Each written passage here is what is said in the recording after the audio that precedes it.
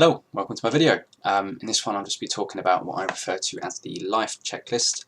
So what I mean by that is things such as going to university, getting a job, being in a relationship, getting married, having children, driving a car and living in a house. The sort of things that are kind of generally seen as things that when will you do them, as opposed to, I suppose, something that is equally as important for most of them is, would you like to do them?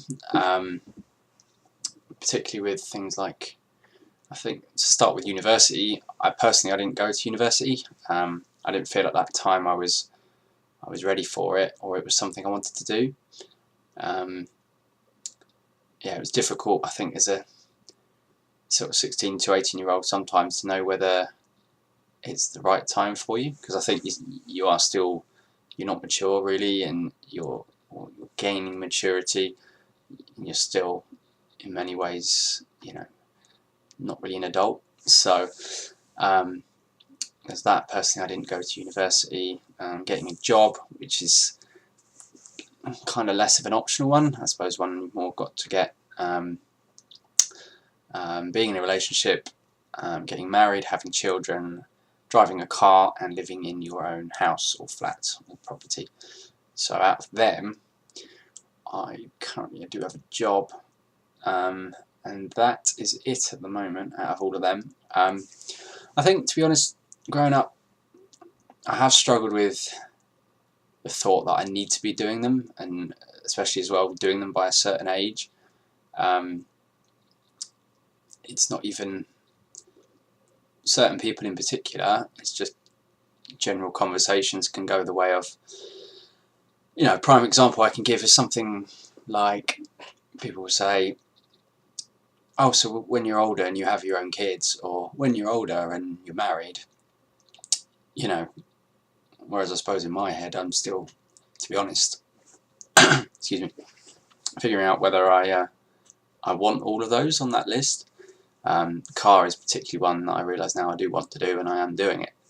But particularly things like marriage and children, not only am I still figuring out whether that's something I would want in the future, it's also, they're not things that are entirely in my control. And speaking with other people now, having children is a massive deal, for example, and there's the biological factors, there's all sorts of factors that go into it. It's sort of seen as something that just happens, but it isn't. And doesn't happen for everyone. So again, I've spoken with people who've been unfortunate enough to lose children, or not be able to have children. So again, there's a lot to that. I mean, living in a house, something I do now have the ambitions to do, along with drive, so over the next year I'll be moving towards those. Relationships, I mean, I'm not in one at the moment, but I'll be doing a separate video on that, so I think that warrants its own video. Job, I'm currently working, so I've sort of ticked that box. Kind of always have worked, but equally there are people who are unfortunate enough to not be in jobs for various reasons, so even that isn't something I just take for granted anymore. But yeah, there's always that pressure, I suppose, that's still there. It can be, you think in your head you see friends achieving certain things and you've not achieved them yet, and that creates a pressure. Parents sometimes, oh, when you're older, but it's not intentional adding pressure, but it does create pressure. But now I suppose I'm looking at them in terms of, what do I want to do? Not feeling like I have to do everything, and equally, doing things at my own pace, in my own order, in my own time. So that's something I'm coming to terms with.